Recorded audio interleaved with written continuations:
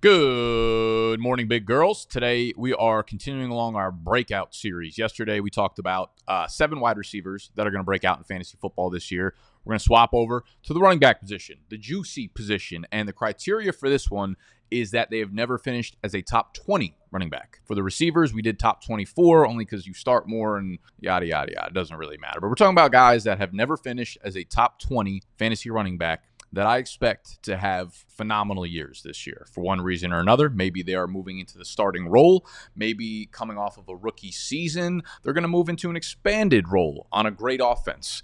And this player is really explosive. And this player is the next Jamal Charles or Chris Johnson. And this player averaged over 20 fantasy points per game last year in a bit of a limited sample size. All right. Maybe a little sneak preview into Devon, Achane. Maybe we'll just tuck our shirts in. Black on black, is this hoe about to be a funeral? Let's get it.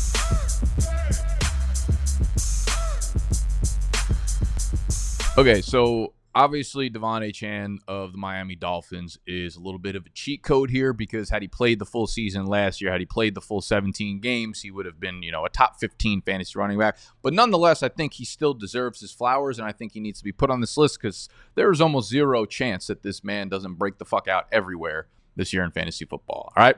Very low hanging fruit. He ranked number 1 in pretty much every metric you could find amongst running backs that was just pure efficiency. Had the number 1 running back grade in all of PFF. Number 1 in NFL's next gen stats, rushing yards over expectations per attempt. First in all running backs in just yards per attempt.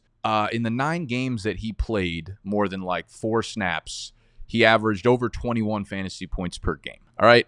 And the concern, of course, is that he might sit behind Raheem Mostert still. He might still get that 45% snap share. Here's the thing with Raheem Mostert. Raheem Mostert is 32 years old. And Raheem Mostert, while we're fresh off of a recency bias year of Mostert going fucking crazy, and I even think Mostert's probably a good value in fantasy drafts, going all the way in the 8th, 9th round, you have to play the spectrum. You got to play the biases. You have to play the chances of things happening. You can't just be black and white on everything. Raheem Mostert's 32 years old and has probably not even arguably been the most fragile player in the NFL over the last decade. He's been in the league since 2015. The dude has barely played full seasons. They're just scattered here and there. So on the chance that Raheem Mostert has a high ankle sprain or gets hurt or does what he's done in 7 of the 10 professional years that he's played in the NFL, Devon Achane's going to go crazy. And they drafted Jaylen Wright, who I think is kind of like a prototype of what they do in Miami. He's a day 3 pick. He's explosive. He's got problems running in between the tackles. I will tell you that. That will be a little bit of a theme of today's episode as well, where Jaylen Wright to me is completely just a depth piece. He is Raheem Mostert,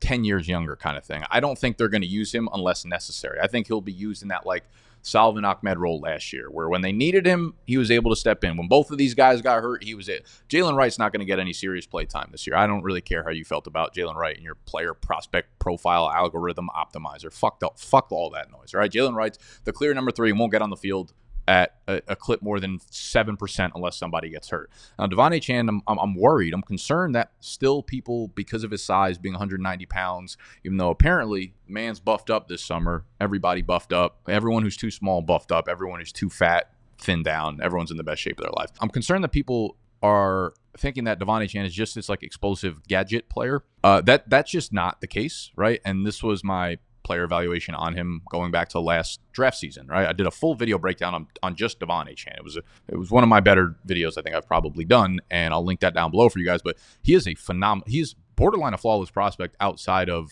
his size. He is a great in-between the tackles runner on top of the explosion. So I think if he can stay upright and stay healthy, there's no reason why his workload shouldn't start to creep into that 55-60% range, and that's where all the money happens. As for the ceiling, I will say I do have concerns based on the fact that he's sharing it with Mostert, who will get the goal line carries. Their offensive line also took a pretty fucking big hit. They lost both Robert Hunt and Connor Williams. Those were their 2 best run-blocking offensive linemen last year. Both of them are gone. So they can have a pretty bad offensive line. They were mediocre last year, middle of the pack, and now they're only getting worse. So I will say there are some concerns in terms of Achane on a week-to-week basis. Obviously, his ceiling is higher than any player in the NFL at this point, but over the entire course of the season, there are some concerns. But overall, Devon Achane is going to go crazy for your fantasy team this year. Two guys I really like that I don't know that I feel strongly enough to say they're going to go crazy, but I think they're two of the better values in fantasy drafts. We'll get to the first player, Jaylen Warren. Last year, he did finish outside of the top 24 running back, so he has not finished as an RB2 yet. He sneaky had 223 opportunities last year in Pittsburgh. That number surprised me as I was doing some research on the backfield, and I'm in on Najee as a 7th, 8th round pick. I'm in on Jaylen Warren as an 8th, 9th round pick as well, and you can see as the season progressed, these are the splits over the last 10 games of the season as compared to the first 7. Everything looks bigger over there on the left side. The PPR points, the half PPR points, rushing attempts go up by 4, rushing yards go up exponentially there, right? So the second half of the year, he became a real part of this offense. And shouldn't surprise you because what he reminds me of very much is Austin Eckler, when Austin Eckler was kind of stuck in that third down receiving back role when Melvin Gordon was there. When you looked at the numbers, like Jaylen Warren ranks so highly in everything: evaded tackles, breakaway run rate, yards per touch, true yards per carry, yards created. Like, he is a phenomenal back on, I want to say limited touches, but again, 223 opportunities is not, it's not 120. It's not 150. It's not 180. I know y'all know how to do math, so it's not those numbers. It's 223. That's a lot of opportunity to continue to have this type of efficiency. And that's what Austin Eckler had. And it took him, obviously, Melvin Gordon holding out for him to showcase what he was. I don't know if we'll ever get that with Najee Harris in town, at least. The other weird part about Jaylen Warren being such a good pass catcher, he has 0 career receiving touchdowns on 89 catches. So I would expect him to, get in the end zone a couple times through the air this year. They bring in Arthur Smith as the offensive coordinator out there in Pittsburgh.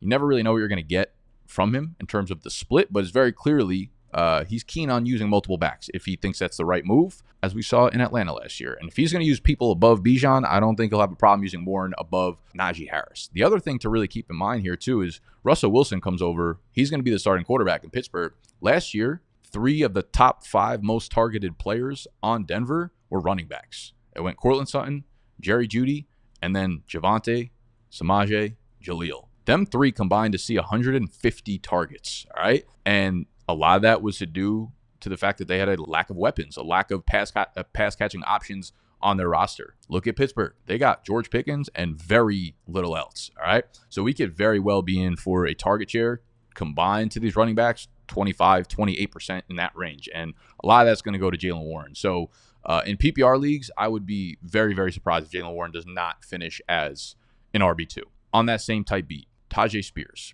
What I would say, one is to go pre-order our draft guide, because it's available for pre-order right now on BDGE.co. And the main premise of the draft guide this year, we've kind of rethought the product. What we want to do is take away that anxiety of when you are on the clock. When the clock clicks 2 minutes and you've got to decide who to draft, that is the main problem we are trying to solve. So we've come up, we've got all our normal rankings and the stuff that you'll find in most draft guides, but we're including this year this tool that we're calling the tiebreaker matrix, which I hope will help you filter down to like the 3 or 4 or 5 players that you have to make a decision on when you're on the clock, and it will give you the numbers that you need to know, the offensive line strength, the fantasy playoff schedule strength, like stuff like that.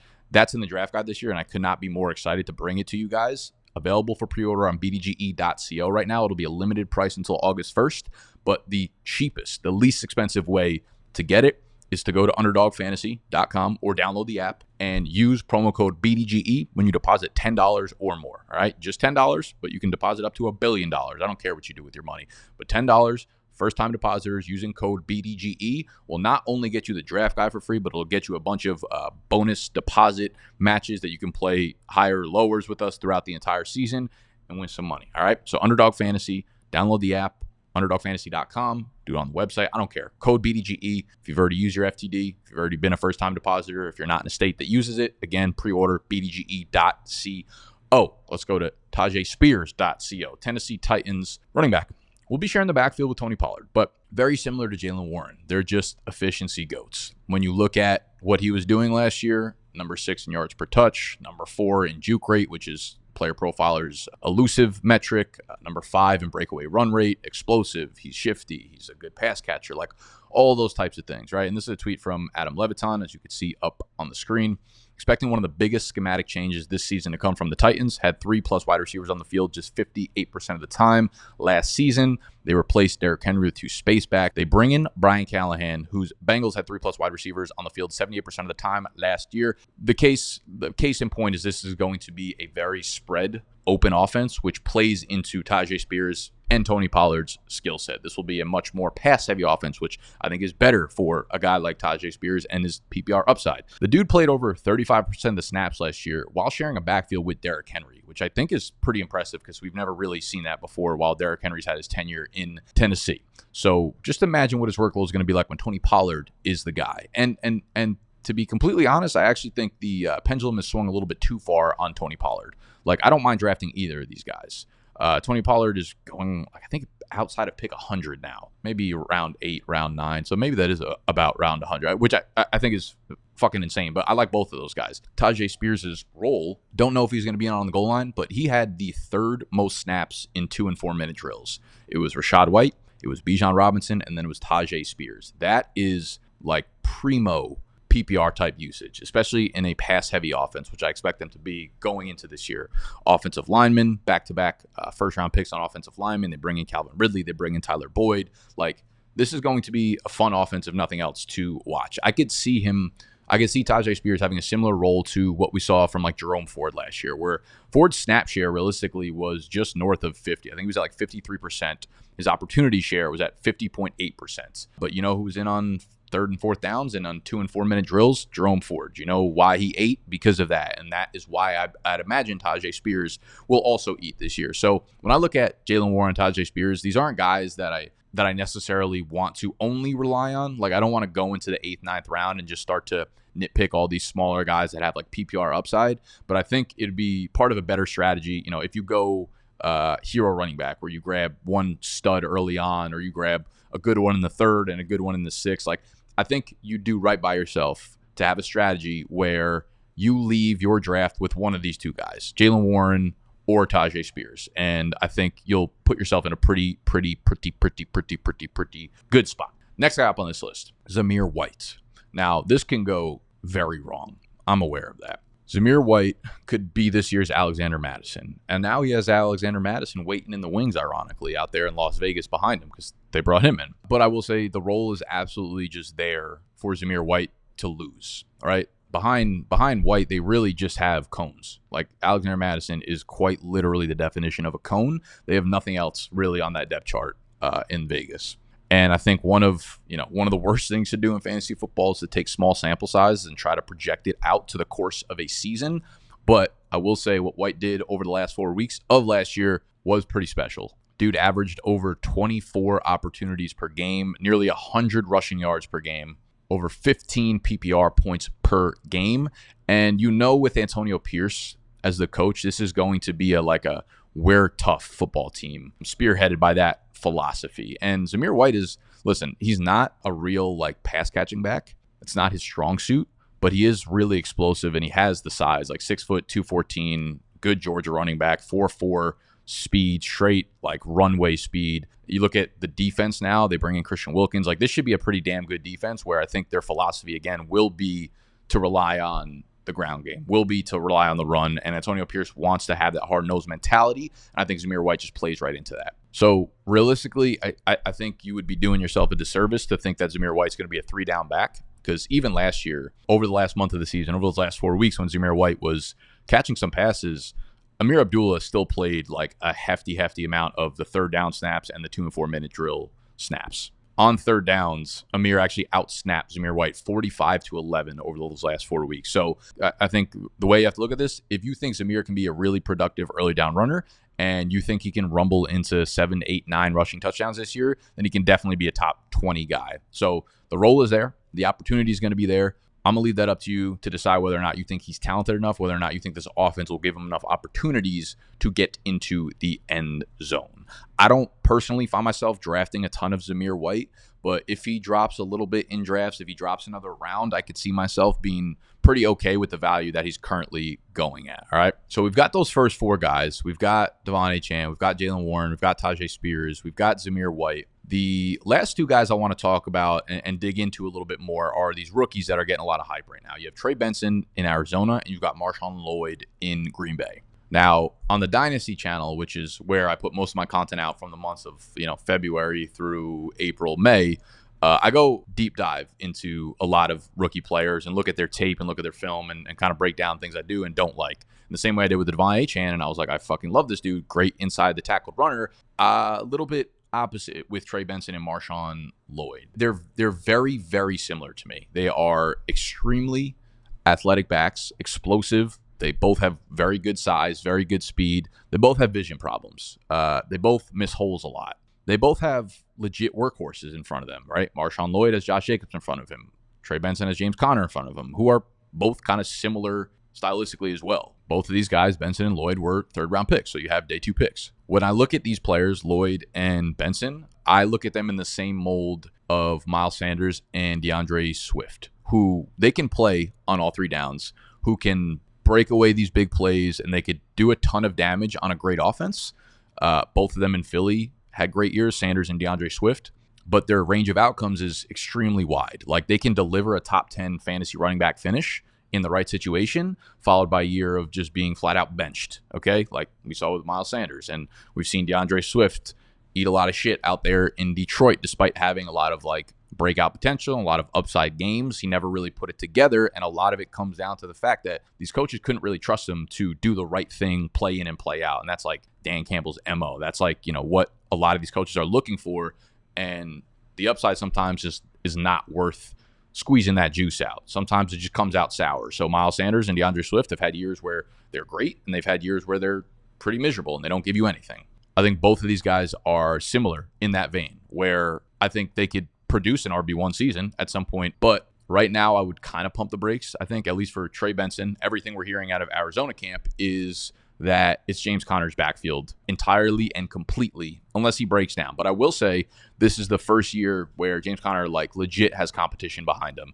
And James Conner almost never plays a full season. He usually misses about 3-4 games a year. So in this case, if James Conner does miss time, he finally has a true competitor behind him that if Benson plays well, there's a chance that Conner does not regain that role. So if Conner gets hurt early in the year, Trey Benson likely carves out a role very early on and continues to be a player in the backfield that could be high upside in this offense that is kind of on the up and up. So I'm not really in on the Trey Benson breakout right now. I don't think it really makes sense unless you're just saying James Conner's cooked, which he's coming off of probably his most efficient year as an NFL running back, to be quite honest with you. And you look at Marshawn Lloyd, where I think Josh Jacobs is actually coming off of one of his least efficient years. You look at Matt LaFleur, who's known for using a committee back there. All the talk out of camp is Marshawn Lloyd, Marshawn Lloyd, Marshawn Lloyd. Look how explosive he looks. We want to get him early, often involved. We want him to be more involved than A.J. Dillon was as a rookie. So I think them bringing Lloyd in makes a lot of sense, because they're without Aaron Jones, they kind of miss that explosive element in their backfield. Just a quick tweet from Brett out here. He said, right now, Underdog Fantasy, Josh Jacobs is going as RB12, Marshawn Lloyd is going as running back 45. I know a lot of folks might expect Jacobs to be the new Aaron Jones and Lloyd to be the new Dillon, but I think it might be the other way around. Tread lightly, in my opinion. Yeah, I think that's kind of like a safe take, to be honest with you. I don't think it's as spicy as it reads out, or the tone of the tweet is. But I think what he's saying makes a lot of sense. I think Marshawn Lloyd could for sure be the third down back. I think he for sure could be a 2 and 4 minute drill back. He for sure could get early down carries. Jacobs will be obviously extremely involved in this offense, but Marshawn Lloyd feels like a really, really good fit here. And if you want to take a look at some of the analytics that we do throughout the season, here we have, the conditional formatting is based on these running backs relative to the other running backs in the class. So this is based on, Trey Benson, Marshawn Lloyd, and you have Braylon Allen, and you have all those types of guys. All the guys from this class, this is what those numbers are comparing them to. So Marshawn Lloyd's broken plus missed tackles per attempt, his elusiveness rating, his big play ability, that 15-plus yard run rate is really, really fucking impressive. That's going to happen when you're playing next to Caleb Williams. Obviously, he provides a lot of space on that field. I wouldn't go crazy with it, but his pure just like analytics and metrics are really, really, really, really fucking good, okay? And the other thing to notice here is Trey Benson's 21, so he's very, very young. I don't think they're in a rush to get him onto the field when they have a vet like James Conner. Next year, sure, he might be, one of the top breakout candidates of the year. And I think both of them, again, like I said, have that ability to play on all 3 downs. 215, Trey Benson, 220, Marshawn Lloyd. Like, They both got it going on paper. But I will say I'm probably more bullish on Marshawn Lloyd this year than I am Trey Benson. So he will kind of round out the list for y'all. That is 5 running backs that I fully expect, shakily, maybe on 1 or 2 of them, to break out in 2024 fantasy football. If you missed the wide receiver version of this where I listed 7 dudes, that was yesterday. We'll link that down below. Go cop the draft guide, bdge.co. Cheapest way to get it, though, Underdog Fantasy. Code BDGE when you deposit $10 or more. And when it drops on August 1st, you will get access emailed to you. I love you. I'm out of here. Smoochies.